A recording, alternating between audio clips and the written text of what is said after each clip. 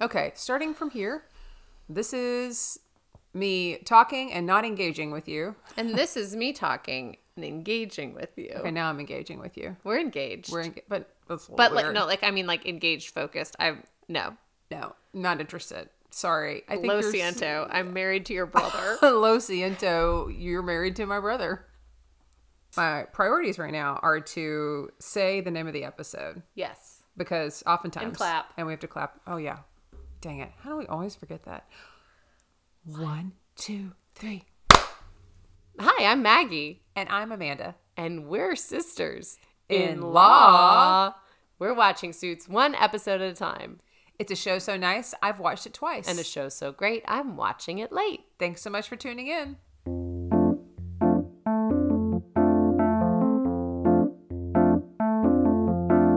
Maggie's never seen it and Amanda's obsessed. They don't wear fancy suits, they are casually dressed. They are sisters-in-law and they got a show about a law firm drama that aired a few years ago. Only Suits fans, only Suits fans, only Suits fans, only Suits fans, only Suits fans, only Suits fans.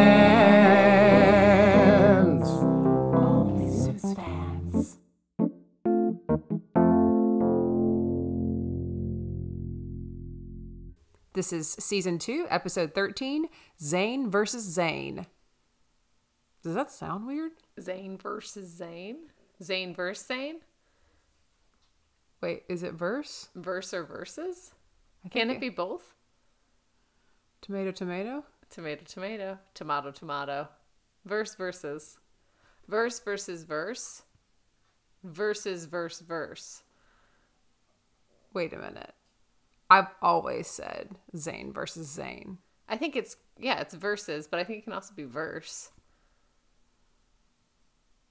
I think you're correct. No, you're correct. It's verses. This is season 2, episode 13, Zane versus Zane versus Zane versus Zane.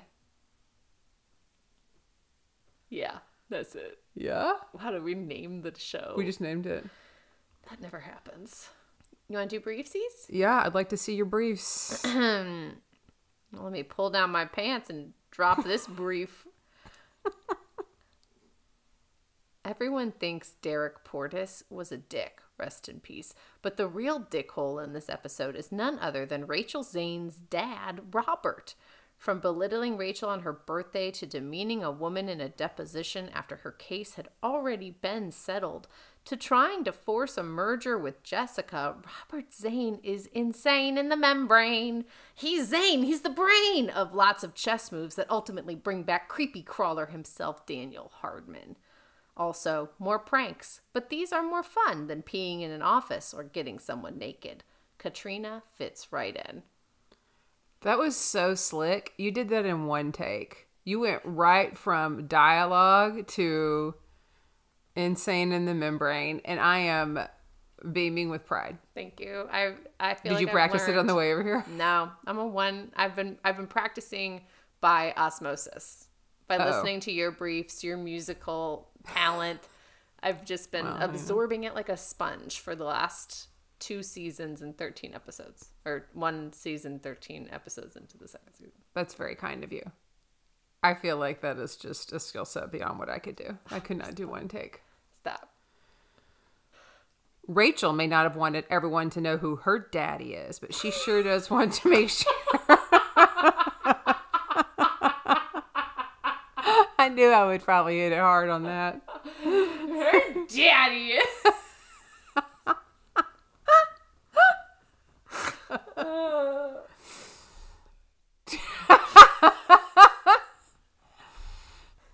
Rachel may not have wanted everyone to know who her daddy is, but she sure does want to make sure everyone knows she's more than daddy's little girl.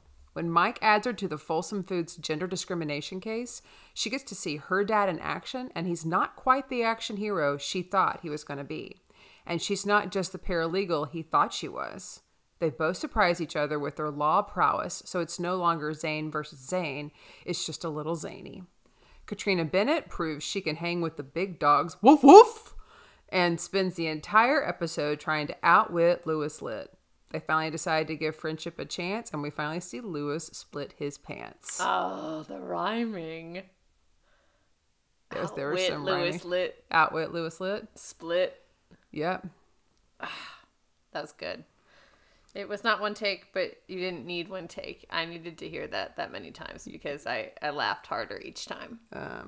Well, beautiful. I did that for you. Thank you. You're welcome. You're so selfless. Do you want to start with the Folsom Foods and the Zanes? Let's start with Folsom Foods and the Zanes. Okay.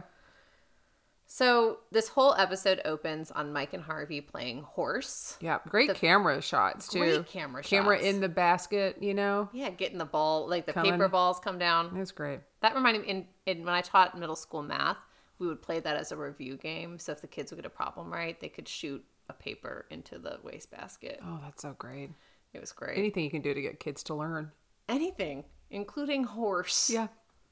And they learn how to spell too. Mm-hmm. It's a beautiful game. Yeah. So they're playing this game. Yeah, they're playing this game. Mike's about to lose, and Harvey says excuses don't win championships. And Mike says, "Oh yeah, did Michael Jordan tell you that?" He says, "No, I told him that." I mean, we keep hearing these Michael Jordan references. It's true. I hope we see him. I can't confirm or deny. Jessica swoops in though. She does. And she's like, someone owes me a thank you for saving you from this game. Which was Mike. And Mike says thank you. Yeah. So she comes in to tell everyone that Derek Portis died. Harvey's like, what took him so long? He's a dick. They need a replacement, though, because he was the one who negotiated this Folsom Food settlement. Yes. And it's all ready to go. It just needs to be signed off by the new attorney on the case. Right. But it's all solid. Let's get it done. Right. So then we cut to Rachel eating lunch with her father, Robert Zane. We know she's a foodie from previous episodes, including an OSF episode, Winner, rookie dinner. So they're eating. She orders foie gras. Foie gras? Foie gras? Foie She gras? orders 2 foie gras. Yes. Foie grasses. Foie doses? It turns out Robert is going to be taking a case, which is the Folsom Foods case, against Pearson and Kiss My Ass, because we don't really know the name, of it. And he wants to make sure that she has that heads up. Because he's not going to go along with the settlement.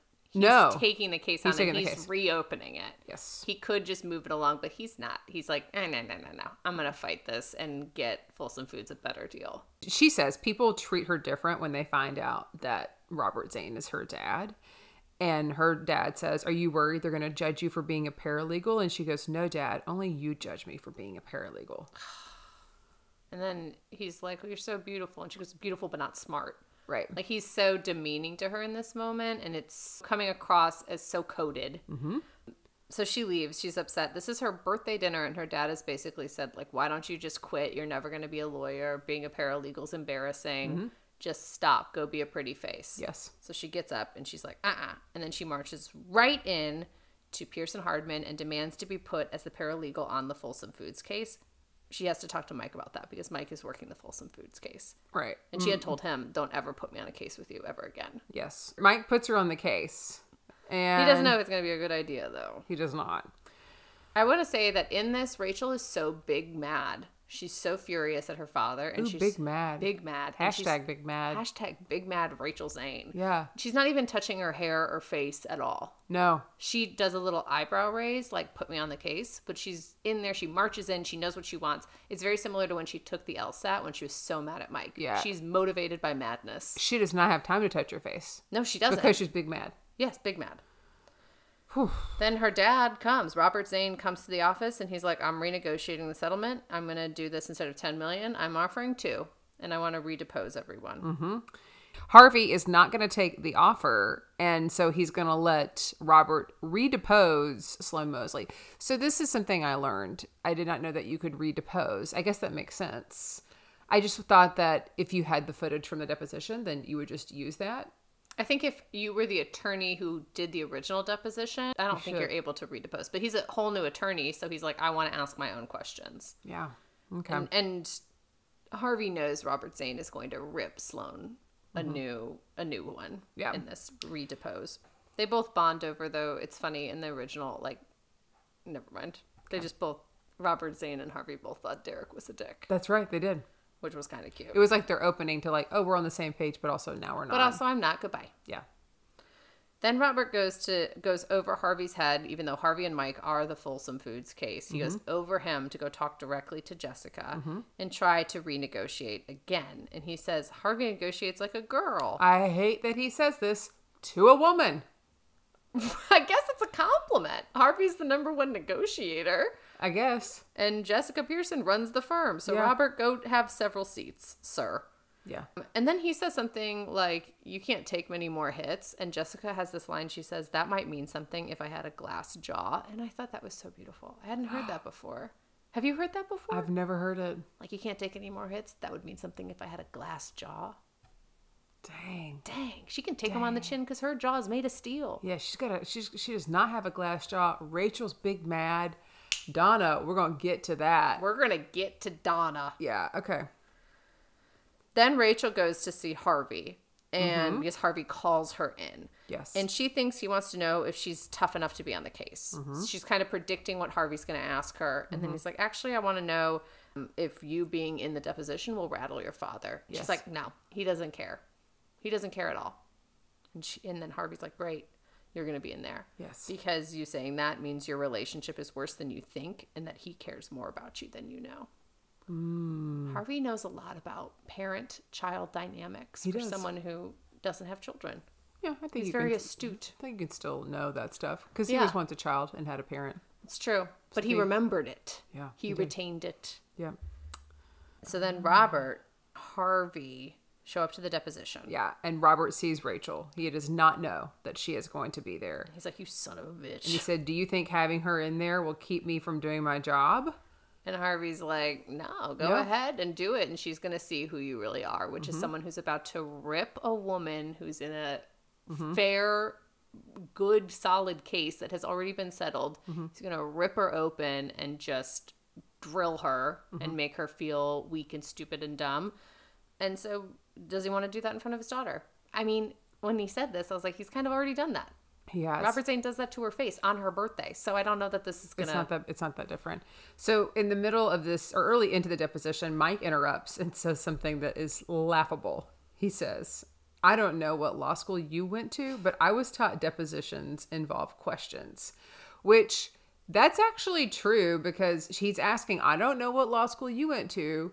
I was taught, and he didn't say I was taught at law school. He just said I was taught. I was taught by the Harvey. Harvey Specter School of Law. Right, which is same. Which you can buy our merch at our merch channel. Head to our merch channel. Yeah, and I thought that was great. And then Robert Zane goes, I went to Harvard, and I'm getting to my question. Yeah. Dang. Which is weird that Mike hasn't seen Robert Zane at any like alumni functions. That's true. I hadn't thought about that. Robert goes in on Sloane Mosley. And basically, she's been passed up for promotions over the last 9 years, even though she was super qualified. He pokes holes in that.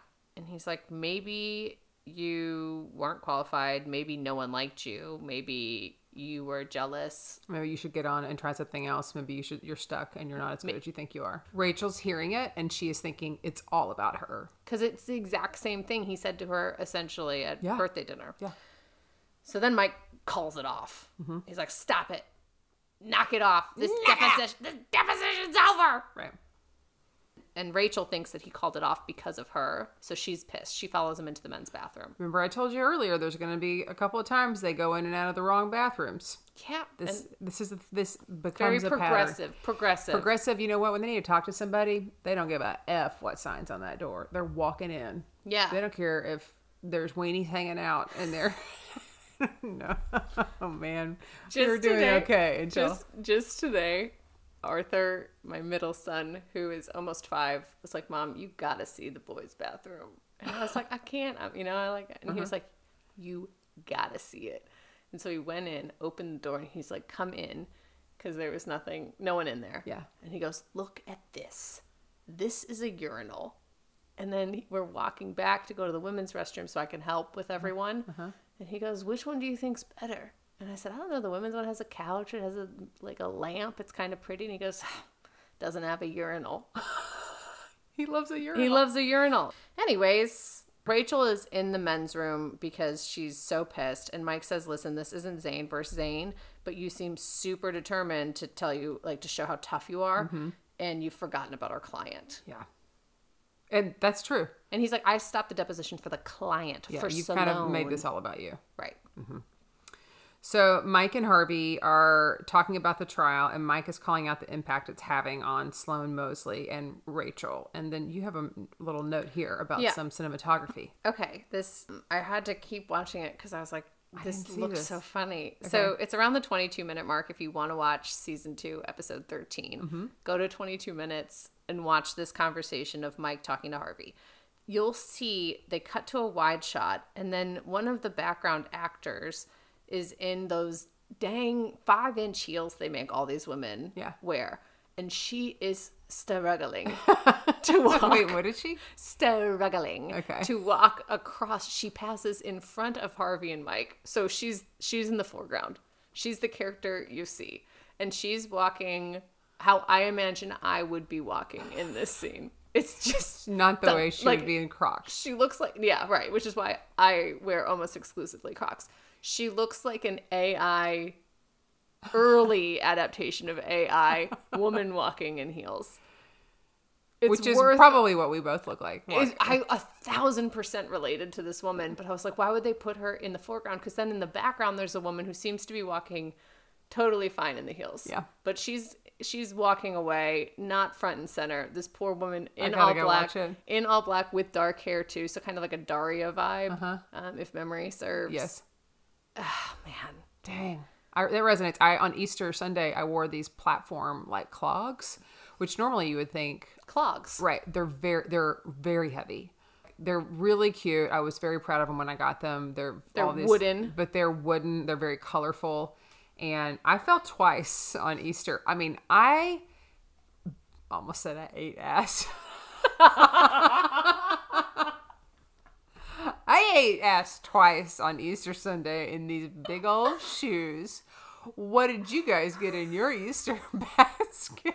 Because I got an Easter basket. And I gobbled it up. Nom, nom, nom, nom. Anyways, I just busted ass twice. I busted ass. Are you okay? Yes. I busted ass twice. Once in my garage, and it was the slowest fall. As I was falling, I reached up to grab the door handle, like it was some kind of fucking grab bar or something.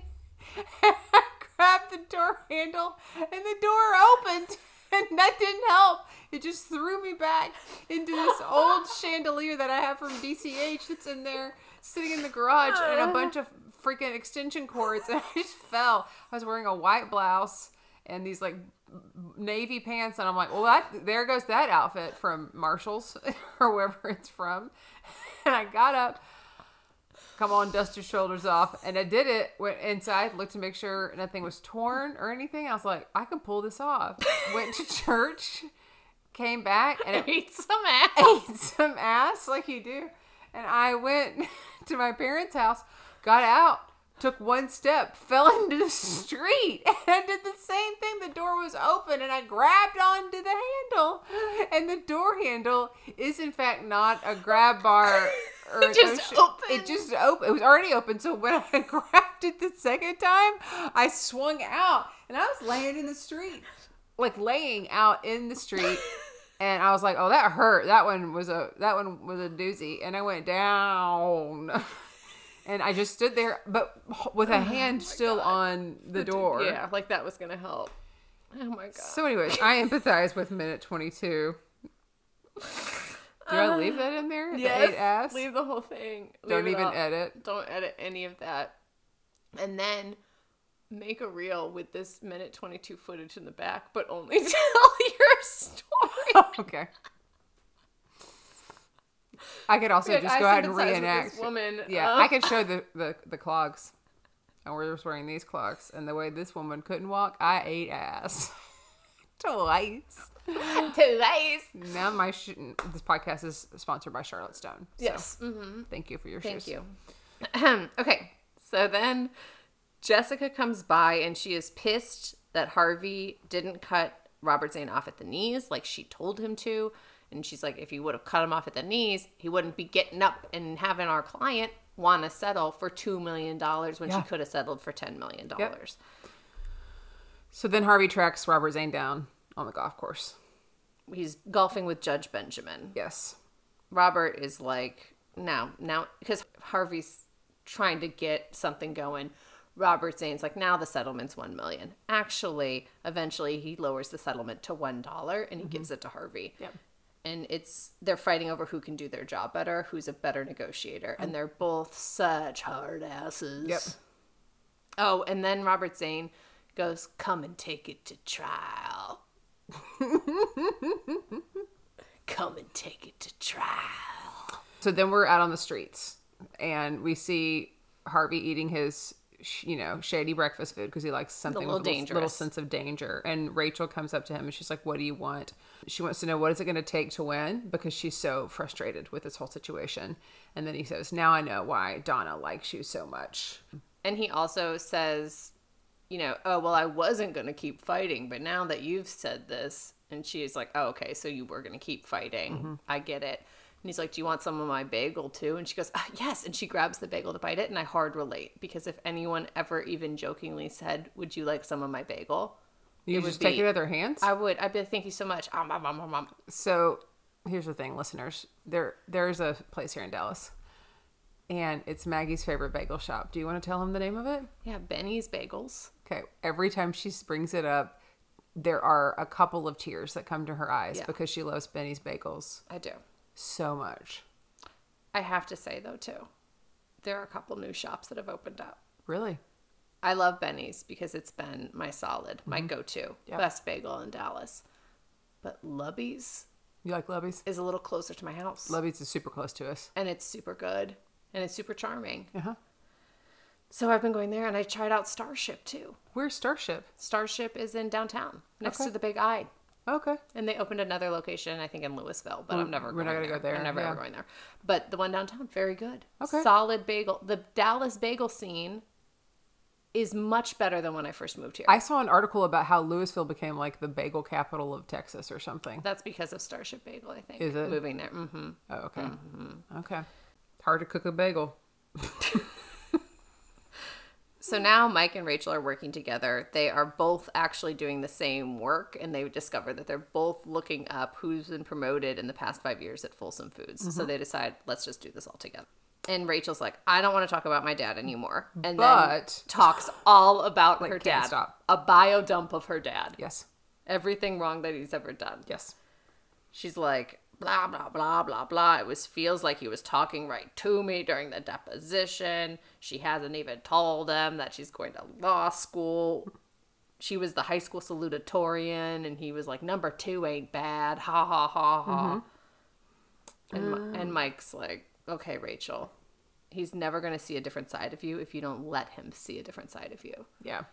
Now she feels a little more empowered, right? Mm-hmm. And Mike then discovers something here in the case. He finds out that when women aren't promoted, they're using coded language so that they couldn't bring a gender discrimination suit, but it ends up being treated like a class. So it's like bring a class because they use the same same 16 words. Yeah, same 16 words every single time a woman is not promoted. Yeah, and so he shares this with Harvey while Harvey's eating another bagel. Okay, and then they go to confront Robert Zane. First, Harvey offers. He says, "Are you going to eat my bagel?" And Mike's like, "No. Why would I do that?" And I was like, "Why would you not?" Okay, that's fair. Just important to know. It's difference between people, you know? Yeah. So they're like, we're going to talk to Robert Zane. Mm-hmm. They had 114 female employees across 22 divisions that all were not promoted using the same language, and this is the class action lawsuit that they're bringing forward. Hot diggity dang, this is bad news bears. For Robert Zane. Yeah, this is bad. But this is great for Pearson Hardman. Yes. Then we see Rachel at her dad's office. She is looking at this picture of her and him together, right? Or just I think it's just her dressed as Minnie Mouse. Yes. And he walks in and he says, I love that picture of you. And she wants to talk about the deposition, but not about the case because they can't technically talk about the case. And she's mad he was so rude on her birthday. And everything he was saying in that deposition was what was basically geared at her. And he said he's watching her fail, stall, and beat herself up because she is not an attorney. That sucks to hear. Yeah, because he was like, the reason I love this picture is because you were happy in this picture when she's 7 or something. Yes. And he said because you were trying out for the play, and then she didn't make the play, so she gave up on the play. Yes. Which I thought was weird logic, though, because she was so happy trying out for the play, trying out and being Minnie Mouse. She's happy as a paralegal. She's happy in the law world. Mm-hmm. So why would he want her to leave that? I don't know. He's a dick. He's such a dick. So she finally decides to tell him, you know what? I took the LSATs and I got a 172. And he's like, wow. He says, why didn't you tell me? And she goes, because I didn't want to hear about your 177. Which is very good. Yeah. Mm-hmm. She says, you need to toughen up because I'm not your little girl anymore. And then turns around and walks out. Yeah. Then we see Jessica at the court. Which we don't always see. We don't always see, but she is going up against She's like, Robert you know Zane. what? I'm going up. She's going to be the face of Going up on a Tuesday. Going up on a Tuesday. She's going to be the face of the Folsom Foods because she is... Face of the Folsom Foods. Face of the Folsom Foods. Jessica's going to be the face of the Folsom Foods. That's good. That's good. That's cute. She's because she's a woman. Yes. Robert's like, listen, I'm actually decertifying the class because not all women are the same, which is what he learned from his daughter when she came to fight with him. Mm-hmm. So they're going to bust it up into 45 different cases. So instead of having 114 women all in one, now it's going to be 45 separate cases. And that's going to drain them. They're not going to have any more resources to do this because they're already kind of in a bad news bear situation. And Robert knows this. Yes. And Robert offers instead to merge and do the Pearson Zane firm. Mm-hmm. And Jessica says, I would rather lose my firm than get married staring down the barrel of a shotgun. Yeah. Dang. Yeah. She's not gonna merge a firm with someone. Yeah, I wrote ouch. Yeah. Then we find out that Robert is going to drop the case. He should have taken it in the first place. He tells us to Rachel and they make up and they're going to go to lunch because obviously the lunch didn't end well on the birthday. I like Rachel's blouse. It's very pretty. Yeah. It's like a black with like some floral on it, but black floral. So it's like black on black. It's nice. It's really cute. Yeah.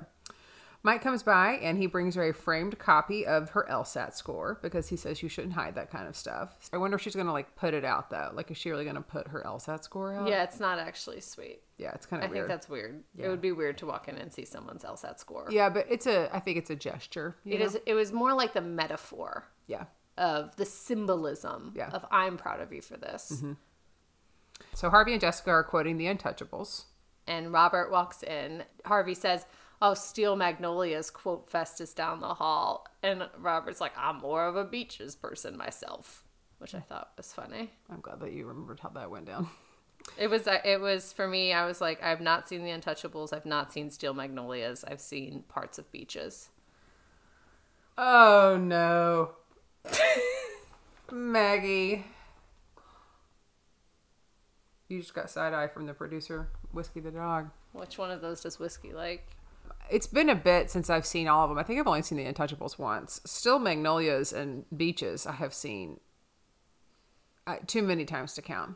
Beaches is, did you ever know that you're my hero? Yes. Mm-hmm. And Bette Midler. Uh-huh. And Lily Tomlin. And the daughter, Lily Tomlin. Lily Tomlin? Mm-hmm. It's no. not Lily Tomlin. No. Bette Midler and Lily Tomlin are in Big Business together. I don't think Lily Tomlin plays the lady who's dying of cancer. No, she doesn't. But Big Business, also a good movie, is with Bette Midler and Lily Tomlin. And that one is, did you ever know that you're my business hero? Anywho. So Robert is like, hey guys, just want you to know I had a conflict of interest, so I'm not going to do this case. I farmed it out to another attorney. Somebody I went to law school with. And they were like, Daniel Hardman. Daniel Hardman is not the answer. But Robert Zane thinks he is. What are they going to do? They're going to go to trial. Oh, that hurts. Trial. I don't think I could do that character for an extended period of time. No, it hurts your throat. But yeah, so he's now set up for his daughter, Rachel. Mm-hmm. Look at me. I'm stepping down from the case. This is all done. Let's resolve our issues. Let's be dad and daughter. Mm-hmm. but he's actually screwed the firm because he's got Hardman involved now. Yep. Okay, next storyline. Something a little more fun. This is a real fundrum. A conundrum of fundrum. Fundrum conundrum. Okay. Katrina Bennett really takes center stage. We find Lewis clipping his nails in Katrina's new office, and it's actually sculpting. He's sculpting his cuticles. Whatever. With a 2000... Tomato. It's Grody McGroderson. It's still so gross. And there's particles on her desk. Yeah, gross.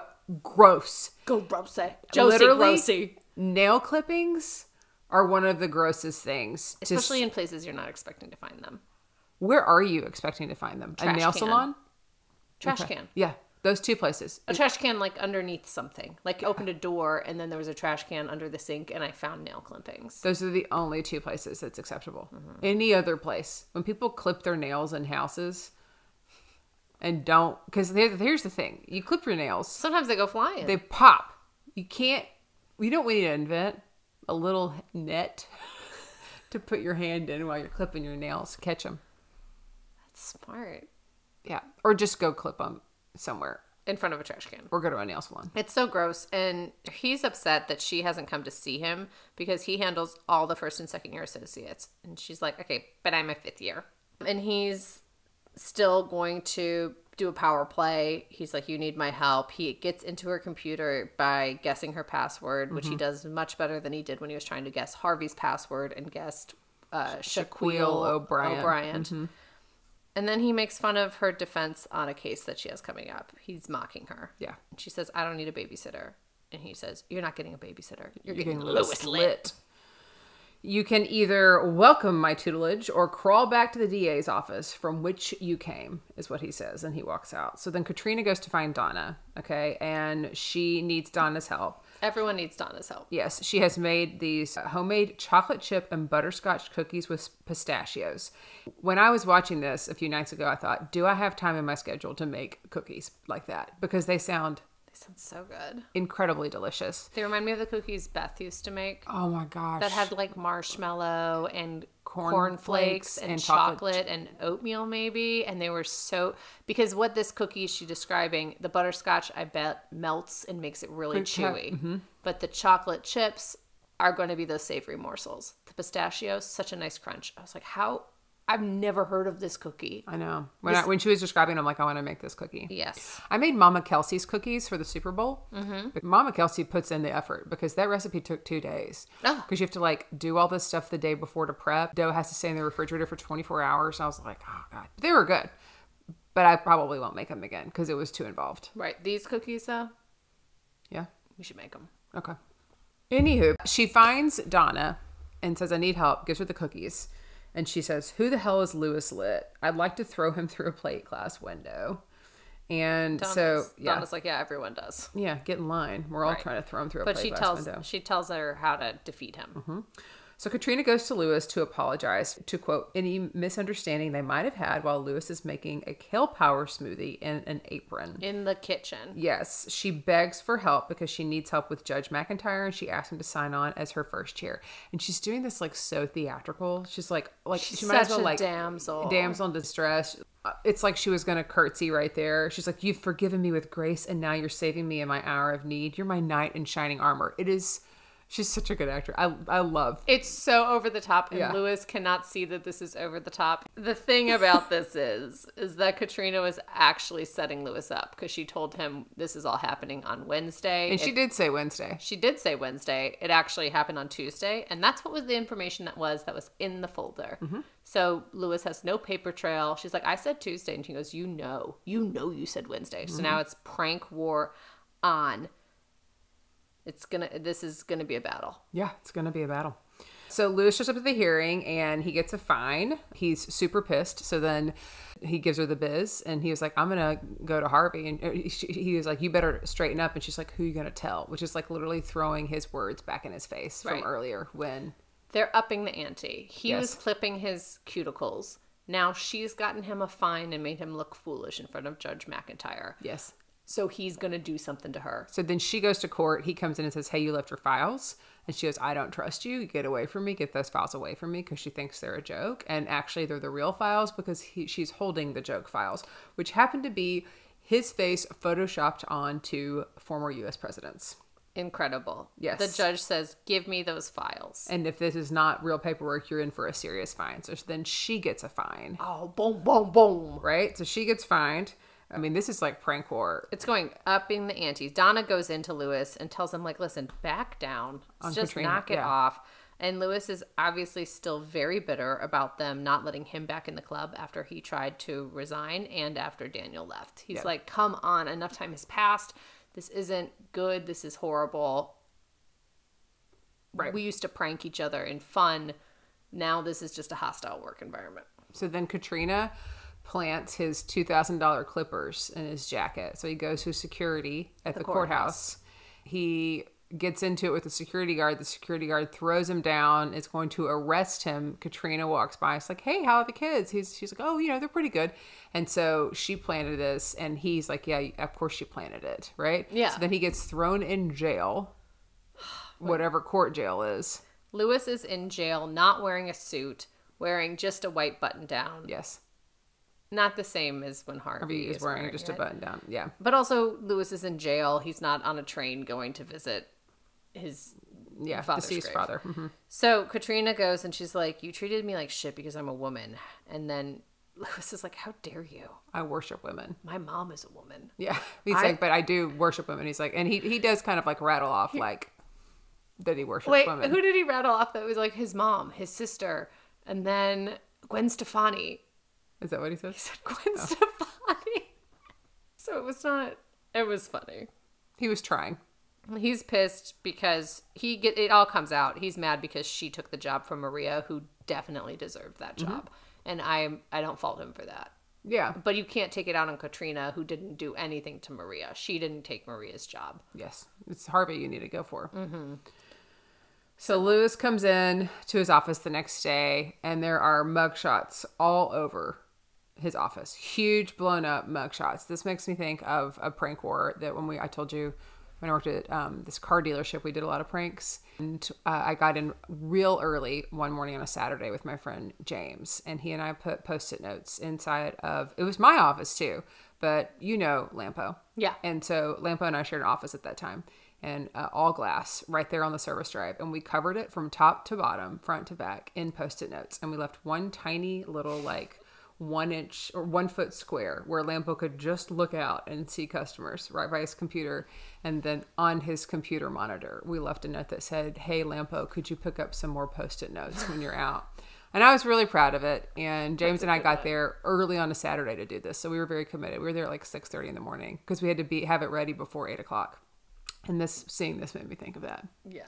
The forethought of that prank and this one are similar. Yeah. Someone had to go print these huge posters out. Each poster was different. Yes. They had some fun things like Norma's bitch, senior asshole, Abraham loser. Yeah. Some real fun little what is he arrested for? Yeah. He's on his dictaphone when he discovers this, yelling at Norma, and he's like, oh my God, what's the point of you, Norma, if you're just going to let people into my office? And also, I need some new socks. Yes. Donna walks in. Mm-hmm. He says, did you do this, essentially? Mm-hmm. And she's like, no, it wasn't me. And so he realizes it's Harvey. And so he thinks that, they're back. They're back, They're baby. back. They're back, baby. And he jumps up. And his pants rip, and we see hot pink sequin panties. Cannot be comfortable. No, but where did he get those? Those are kind of fun. Yeah, probably some dance shop. Probably a dance shop. Those could be a leotard. We don't know. Yeah, but he's so excited that his pants have even ripped because that means the pranks are way, way back. Yeah, it's good to go. Yeah. Fun episode. Super fun. You want to hear your predictions? You want to take it on down to prediction Let's town? go down to prediction town. Okay. I think Hardman's going to come back, obviously. Okay. Because that's what's been set up. Yeah. And I don't think he's going to be very nice. Okay. Rachel, I think, might in the long term, maybe she'll end up working with her dad. Okay. They're going out to lunch. It's kind of ending on a note where maybe there could be some reconciliation. Maybe he's not, now that she's tough, he'll respect her more. Maybe it's Zane and Zane. Okay. They go insane. Lewis and Harvey, I think, are going to partner up now that they've been pranked together. Mm-hmm. And they're going to take on a case because pranking's back. There's Sam Sheepdog and Ralph Wolf again. And then I thought maybe Katrina and Mike will work on something together because this was a great intro episode to Katrina. Yes. We really get to know her. And maybe she'll get suspicious of his credentials. Okay. Because she's a pretty with it woman. And she wants to work under the tutelage of Harvey. And So by proxy, she could do that with Mike? Yeah, I don't know. I think that they're kind of on the same team-ish. Okay. As far as associates go. Solid predictions again. Like I said, I don't think I would think of any of these. I really don't. Thank you. This was fun. Maggie, did you have something that you needed to... I have to get something off of my chest. Okay. It's not your shirt though, right? No. My Only Suits fan shirt Find 'em available in at our our merch store. channel. Our merch channel on our Instagram at Only Suits Fans. Link in bio. We have this sponsor who's not necessarily a real sponsor, but they are someone that I frequent a lot, that we've mentioned on the podcast, and it's Little Caesars Pizza. As a mom to 3, I frequent Little Caesars often, and it's my pizza shop of choice when I have a sitter for my kids. Yeah. So that everyone can be provided with a classic cheese pizza. Well, I ordered a Little Caesars last night. Said it was delivered. It was never delivered. And they utilize DoorDash for their delivery service. But I can't make a claim on DoorDash because I didn't place the order on DoorDash. I placed it through Little Caesars. I went to call the Little Caesars, and then they don't accept phone calls, the number that's listed. So I had to fill out a form online. And this is just putting them on notice that I'm canceling their sponsorship unless they Not only respond to respond me. and also give us some pizzas for our next recording. Yeah, and then I will forgive them because I do love Little Caesars a lot, but this was almost unforgivable. Okay, let's make sure to tag them so they know they're on notice. You know what? I'm going to go back to Harvard soon. I'll bring you back some Pinocchios. Please. I will. That would be good. Yeah, that's really good. Pick it up, take it on the plane. Yeah. Nom, nom, nom, nom, nom. Nom, nom, nom, nom, nom, nom. Did you know I saw that deep dish pizza in Chicago was invented by a Texan who missed Tex-Mex? What a weird way to satisfy that craving. Well, that's what I wanted to say. I'm sorry, and Little Caesars, you are on notice. So it has been a good partnership with the sponsorship with them, but sometimes good things have to come to an end when you treat people badly. Yeah. I'm sure they'll hear this and respond accordingly. Yeah.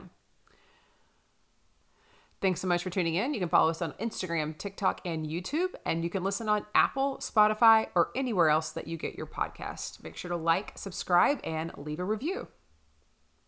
And if you don't have anything nice to say, you can eat it, Little Caesars. It works out really well. Yeah. Little Caesars, you can go eat it. I You would can go eat have that liked ass. I would have Go liked to eat eat that that ass. ass. Oh, that's what I should have said. Eat that ass. You can do it if you want. Okay. wanna say it? Yeah. If you don't have anything nice to say, you can eat that ass. You turned into like some kind of like cowboy gremlin. Eat that ass. Eat that ass. Happy Easter. Eat that ass. I'm just still dying about that story. Grabbing the door handle. Twice. Fool me once, shame on me. Fool me twice, that door handle doesn't work, you know? I literally was like, I was like swinging around.